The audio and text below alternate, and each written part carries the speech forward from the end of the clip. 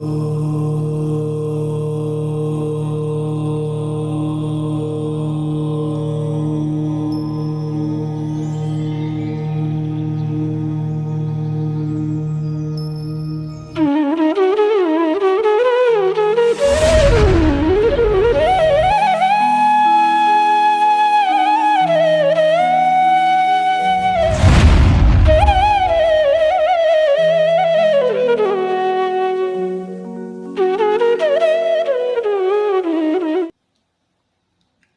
ह्रीं अर्हं ळवोजिनाणम्।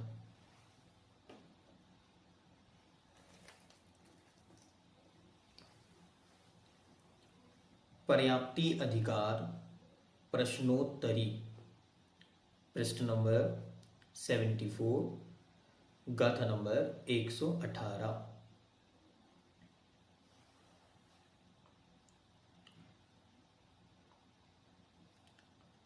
पर्याप्ति किसे कहते हैं?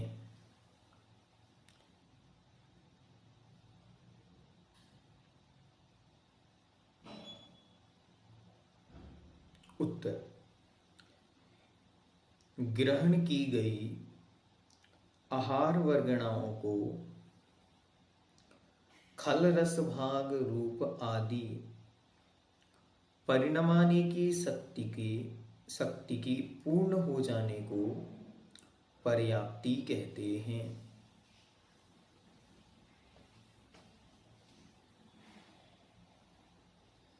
कोई पूछे अपर्याप्त किसे कहते हैं, तो पर्याप्ति की पूर्णता का नहीं होना अपर्याप्त बना है। ठीक है, चलिए अब पर्याप्तियां कितनी होती हैं, तो पर्याप्तियां 6 होती हैं। नाम लिखें, आहार, शरीर, इंद्रिय, श्वास, भाषा और मन। गाथा नंबर 119। दूसरा प्रश्न, किसके कितनी पर्याप्तियां होती हैं?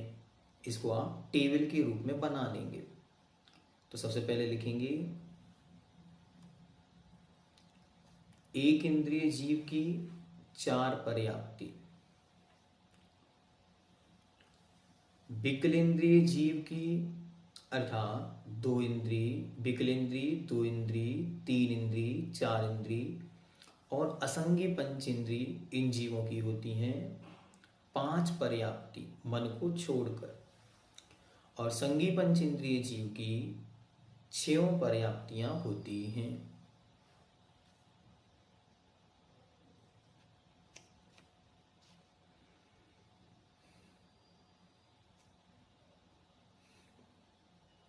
इसी के विशेषार्थ में एक विषय और आया है, उसे भी देखते हैं।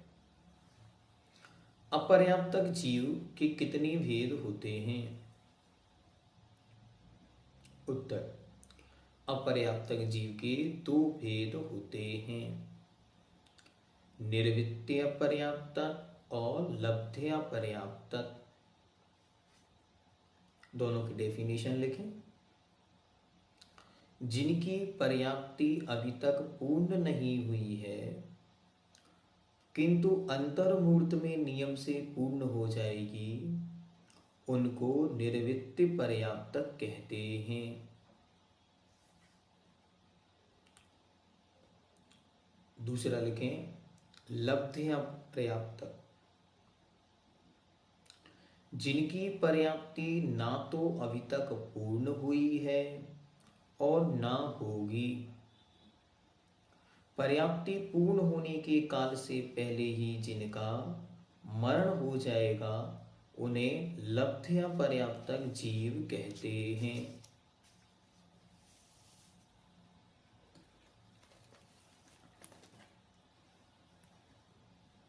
गाथा नंबर 120। पहला प्रश्न, पर्याप्ति पूर्णता में कितना काल लगता है या कितना समय लगता है? उत्तर है अंतर मुहूर्त। साथ में लिखें इसके, पर्याप्तियों का प्रारंभ एक साथ होता है लेकिन इनकी पूर्णता क्रम क्रम से होती है। इनका प्रारंभ एक साथ होता है, लेकिन इनकी पूर्णता क्रमशः होती है। विशेषता यह है कि पहले पहले वाले की अपेक्षा बाद बाद वाली पर्याप्ति में कुछ समय अधिक लगता है। पहले पहले वाली पर्याप्ति की अपेक्षा बाद बाद वाले में समय अधिक लगता है। टोटल समय अंतर्मुहूर्त। शुरुआत सबकी एक साथ, समाप्ति क्रमशः होती है, पहली से दूसरे में कुछ समय अधिक।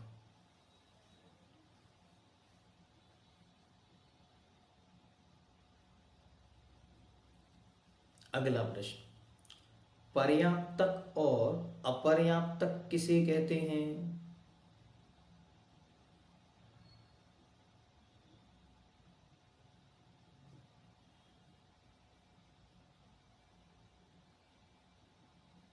उत्तर, पर्याप्तक नाम कर्म के उदय से अपनी योग्यता के अनुसार पर्याप्तियों को पूर्ण करना पर्याप्तपना है।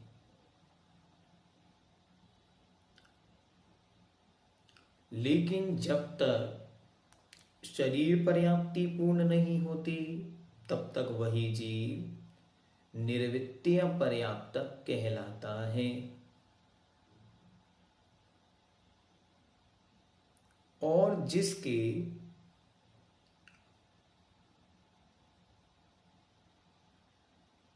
ठीक है, ये हो गया पर्याप्तक। अब लिखें अपर्याप्तक। अपर्याप्तक, तो अपर्याप्तक के लिए दिया गाथा नंबर 122।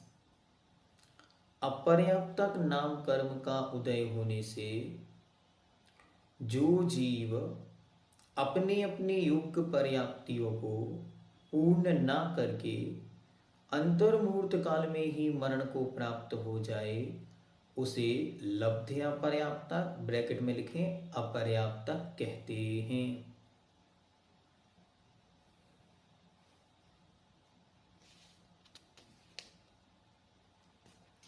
गाथा नंबर 123।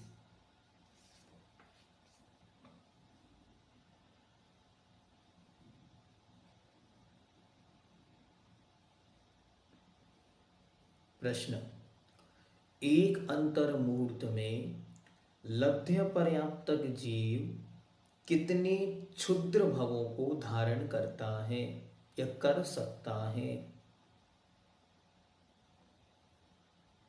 उत्तर, 66,326।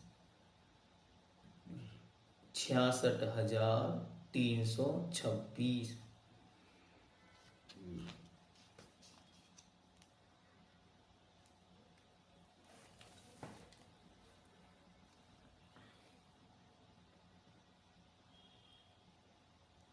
गाथा नंबर 124। अब यहाँ पे आपको एक टेबल बनानी है, इसमें से पक्का एक प्रश्न आएगा, तो IMP इस पे लिख लें ऊपर और वहां लिखें एक इंद्रिय आदिक जीवों के क्षुद्र भव लिखिए। तो सबसे पहले एक इंद्रिय के लिखें, तो एक इंद्रिय के कितने क्षुद्र भव? 66,336। ठीक, टोटल। फिर उसके बाद आप लिखें पृथ्वी, जल, अग्नि, वायु, वनस्पति और साधारण वनस्पति। पृथ्वी, जल, अग्नि, वायु, साधारण वनस्पति, इनके बादर और सूक्ष्म मतलब हुए 10 भेद, और एक प्रत्येक वनस्पति। इन प्रत्येक के 6,012 भव होते हैं। 6012 भव होते हैं।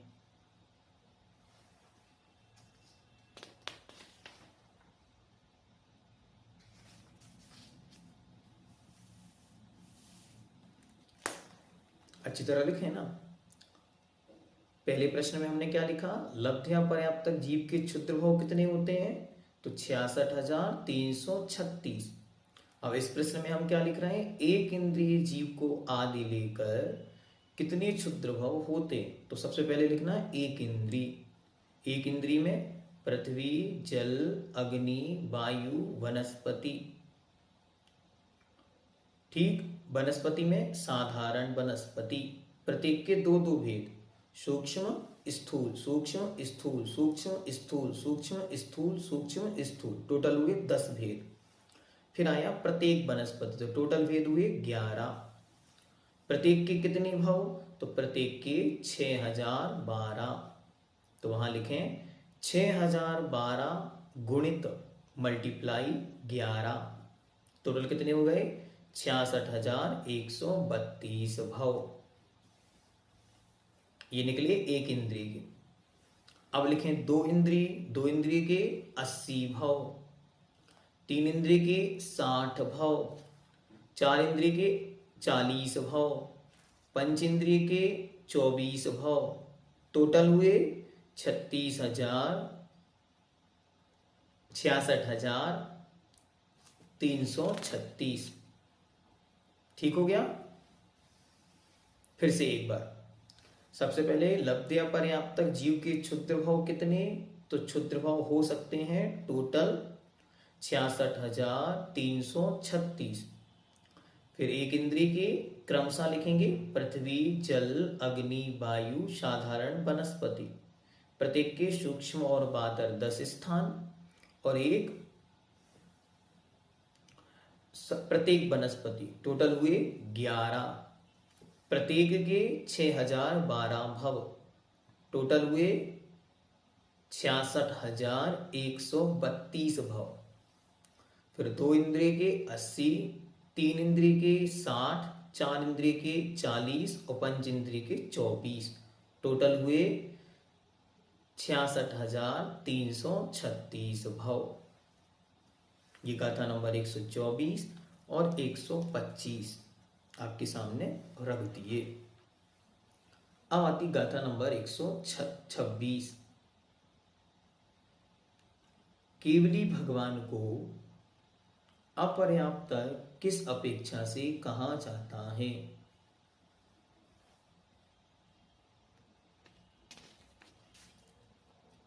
उत्तर, केवली भगवान को समुद्घात की अवस्था में युगों की अपूर्णता के कारण अपर्याप्त कहा जाता है, या उपचार से अपर्याप्त कहा जाता है।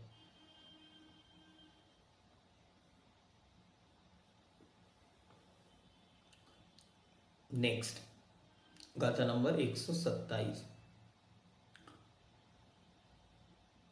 किस किस गुण स्थान में पर्याप्तक और अपर्याप्तक अवस्था पाई जाती है। उत्तर, सबसे पहले लिखें लब्ध्या पर्याप्तक, इनका केवल गुण स्थान 1, सामने लिखते हैं मिथ्यात्व गुण स्थान 1। दूसरे नंबर पर लिखें निर्वित्या पर्याप्तक, निर्वित्या पर्याप्तक, सामने लिखें गुण स्थान 1, 2, 4 और छठवा। फिर नीचे लिखें पर्याप्तक, सामने लिखें सभी गुण स्थान संभव हैं।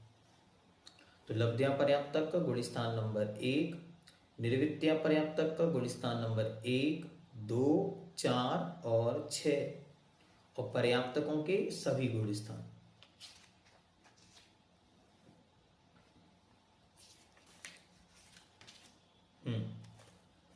इसके बाद गाथा नंबर 128।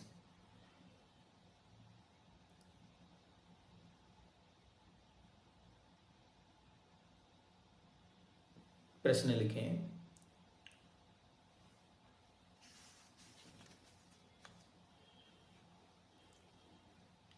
सासाधन और सम्यक्त्व के अभाव का नियम कहाँ कहाँ पर है, ये विशेष है। ठीक है,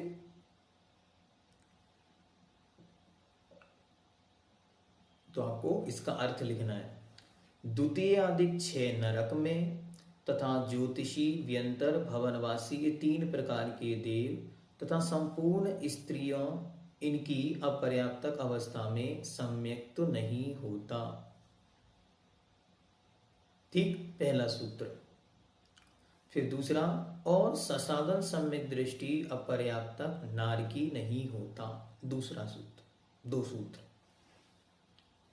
चलिए, यहां पर ये आपका प्राण प्रूपण पर्याप्ति प्रूपणा के प्रश्नोत्तर हुए। अब नेक्स्ट देखें, प्राण प्रूपणा, प्राण के विषय को रखते।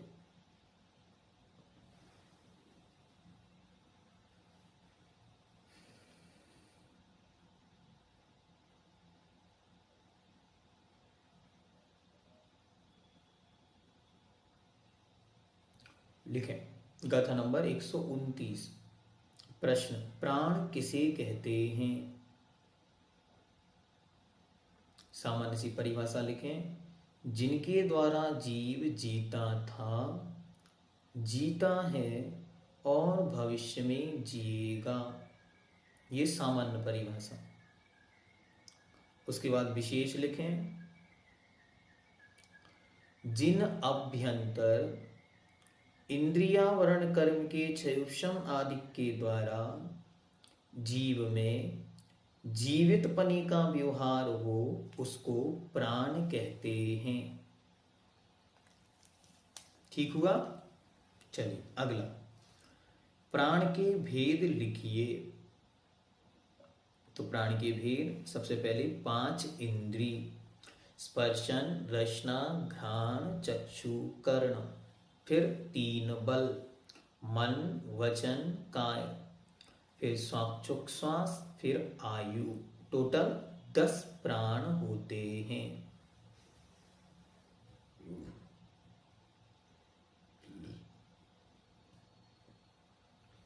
नेक्स्ट, गाथा नंबर 131। किस कर्म के नियोग में या किस कर्म के निमित्त से कौन सा प्राण होता है? ये इंपॉर्टेंट, इस पर लिख लेना, इंपॉर्टेंट।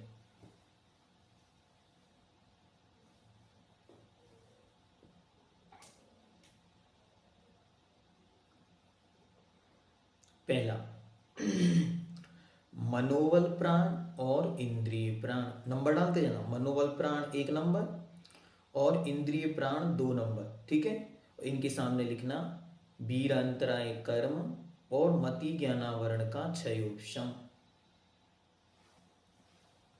वीर अंतराय कर्म और मति ज्ञानावरण का क्षयोपशम, इससे बनी 6 प्राण, 5 इंद्रियां और 1 मन। फिर नेक्स्ट तीसरे नंबर पर लिखें शरीर। शरीर के सामने लिखें, शरीर ने काय बल प्राण, काय बल। सामने लिखें शरीर नाम कर्म। अगला लिखें स्वाक्षुक श्वास प्राण। सामने लिखें स्वाक्षुक श्वास तथा शरीर नाम कर्म। स्वाक्षुक श्वास नाम का भी एक कर्म होता है। फिर आगे लिखें वचन बल, उसके सामने लिखें स्वर नाम कर्म तथा शरीर नाम कर्म। और अंत में लिखें आयु प्राण, सामने लिखें आयु कर्म। एक तरफ लिखते हैं प्राणों के नाम और एक तरफ लिखते हैं कर्म, ठीक, या कर्म का उदय। तो आपको सबसे पहले लिखो मन प्लस इंद्रिय। तो मनो इंद्रिय किससे होती हैं? वीरांतराय और मति ज्ञानावरण का क्षयोपशम। फिर दूसरे नंबर पे या तीसरे नंबर पर लिखेंगे काय बल, उसके सामने लिखें शरीर नाम कर्म।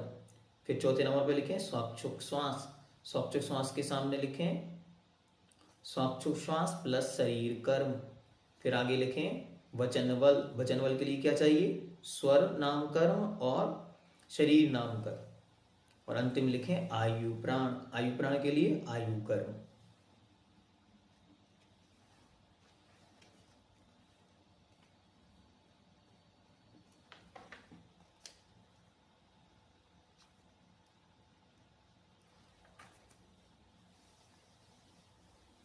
अगला गाथा नंबर 132, प्राणों के स्वामी बतलाइए, या किसके कौन सा प्राण होता है। लिखें, इंद्रिय, काय और आयु, ये तीन प्राण पर्याप्तक और अपर्याप्तक दोनों के होते हैं। ठीक। दूसरा सूत्र, पंक्ति एक में लिखना है, इंद्रिय, काय और आयु ये पर्याप्तक अपर्याप्तक दोनों के। अगला लिखें, श्वास केवल पर्याप्तक, वचनबल केवल दो इंद्रिय आदि पर्याप्तक, दो इंद्रिय आदि पर्याप्तकों के ही होता, उसके पहले संभव नहीं। इसके बाद मनोबल किनके होता है, तो संगी पर्याप्तक। ये है सूत्र, इनका विस्तार अगली गाथा में करेंगे। ये सूत्र दे दिए, मंत्र दे दिए, इनसे ही अगली गाथा में विस्तार करेंगे, वो होगा इंपॉर्टेंट, वो पेपर में पूछा जा सकता है। ठीक है, तो गाथा नंबर 133, इसके सामने लिखते हैं IMP। क्या है IMP? लिखें, एक इंद्रिय आदि के जीवों के कितने कितने प्राण होते हैं। अब इसमें से एक नंबर का ही आएगा, कोई एक ही प्रश्न, चाहे सही गलत में पूछ ले, मल्टीपल में पूछ ले, फिल इन द ब्लैंक्स में पूछ ले, आदि आदि। चलिए क्रमशः लिखें, जैसा चाहे वैसा लिख सकते, उल्टे क्रम में भी लिख सकते हैं, बढ़ते क्रम में लिख सकते। ठीक है, तो सबसे पहले लिखें पर्याप्तक। पर्याप्तक सबसे पहले लिखें संगी, संगी के सामने लिखें 10 प्राण, ऊपर लिख दे प्राण, इस तरफ लिख दे जीव। तो पर्याप्तक जीव में सबसे पहले संगी पंचेंद्रिय जीव, तो संगी पंचेंद्रिय के 10 प्राण, फिर असंगी पंचेंद्रिय के 9, 4 इंद्रिय के 8 प्राण, 3 इंद्रिय के 7 प्राण, 2 इंद्रिय के 6 प्राण और 1 इंद्रिय के 4 प्राण। ये पर्याप्तक के बन गए।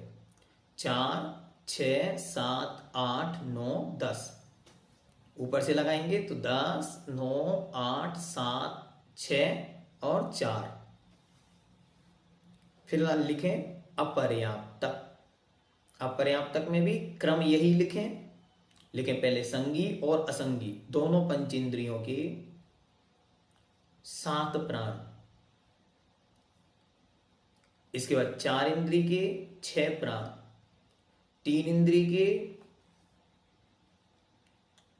5 प्राण, 2 इंद्रिय के 4 प्राण और 1 इंद्रिय के केवल 3 प्राण। इस प्रकार यह आपकी प्राण पुरूपणा पूर्ण हुई। अब लिखें संज्ञा पुरूपणा। संज्ञा, प्राण अच्छी तरह आपको बतला दिए गए, उनको ध्यान से लिख लें। पर्याप्तकों के एक बार फिर से बोलते हैं, पर्याप्तकों के क्रम से लिख लें, ऊपर लिखें, इस तरफ लिखें जीव, इस तरफ लिखते हैं प्राण, फिर जीव के नीचे लिखते हैं एक पर्याप्तक। पर्याप्तक में सबसे पहले संगी पंचेंद्रिय, फिर असंगी, फिर 4 इंद्रिय, 3 इंद्रिय, 2 इंद्रिय, 1 इंद्रिय। संगी के 10, असंगी के 9, 4 इंद्रिय के 8, 3 इंद्रिय के 7, 2 इंद्रिय के 6 और 1 इंद्रिय के 4। ठीक। अब लिखें अपर्याप्तक। अपर्याप्तक में सबसे पहले लिखें संगी असंगी पंचेंद्रिय, क्योंकि दोनों के ही 7 होते। ठीक है, तो संगी असंगी पंचेंद्रिय, फिर 4 इंद्रिय, फिर 3 इंद्रिय, फिर 2 इंद्रिय, फिर 1 इंद्रिय।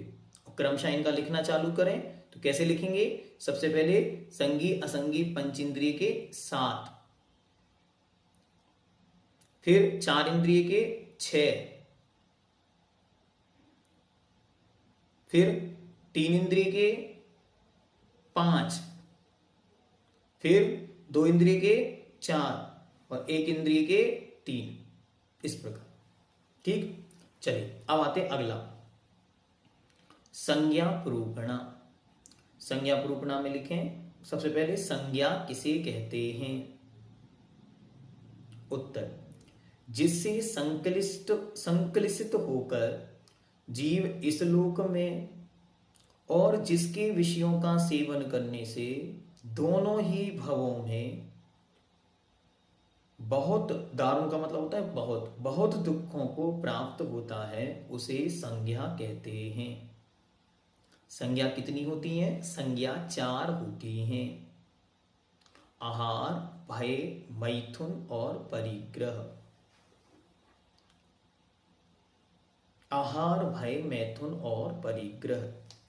अब इसके बाद क्रमशः गाथा नंबर 135, 136, 137 और 138, इन 4 गाथाओं में प्रत्येक के कारण लिखे हैं। कैसे कारण हैं? तो अंतरंग कारण और बहिरंग कारण। तो इनको क्या करना है? एक चार्ट बनाना। इस तरफ लिखना संज्ञा, छोटी सी पतली लाइन में लिखें संज्ञा, और उसके बाद बीच में लिखें अंतरंग कारण, और लास्ट बीच में लिखें अंतरंग कारण छोटी सी लाइन में, क्योंकि एक एक कारण है अंतरंग, और बाजू में लिखें बहिरंग कारण, वो है 3-3 प्रत्येक के। फिर से देखें, पहले एक लाइन खींचें, उसमें लिखें संज्ञा, दूसरे नंबर पर लिखें अंतरंग कारण, छोटा सा कॉलम बनाना, और फिर एक बड़ा सा कॉलम बनाना, उसमें लिखना अंतरंग बहिरंग कारण, क्योंकि बहिरंग कारण है 3-3 और अंतरंग कारण है 1। तो सबसे पहले लिखें संज्ञा, आहार, संज्ञा के कॉलम में लिखें पहले नंबर पे आहार। अंतरंग कारण अशांता वेदिनी का उदय। बहिरंग कारण, तो सबसे पहले लिखें आहार या भोजन का देखना, दूसरा भोजन में उपयोग, और तीसरा खाली पेट होना। फिर आए भय संज्ञा। भय संज्ञा में अंतरंग कारण भय कर्म का उदय, और बहिरंग कारण में भयानक वस्तु का दिखना, भयानक वस्तु में उपयोग जाना, और शक्ति की हीनता। फिर मैथुन संज्ञा। मैथुन संज्ञा में अंतरंग कारण वेद कषाय का उदय या वेद कर्म का उदय, और बाहर में कारण पहला इष्ट भोजन, दूसरा भोजन में उपयोग या मैथुन में उपयोग, और तीसरा मैथुन सेवन। इसके बाद आएंगे परिग्रह संज्ञा।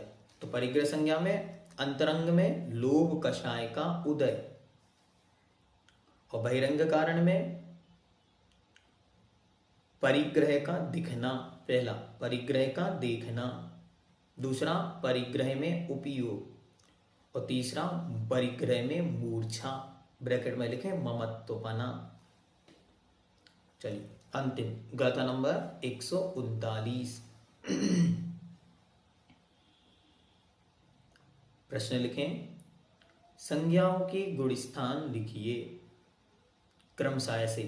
पहले लिखो चारों संज्ञाएं, सामने लिखते हैं गुण स्थान। आहार संज्ञा 1 से 6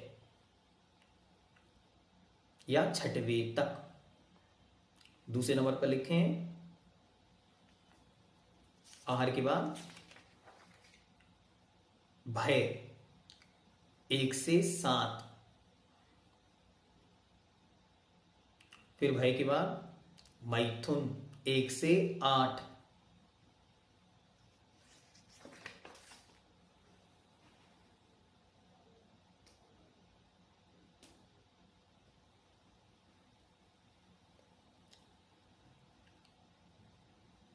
फिर लोभ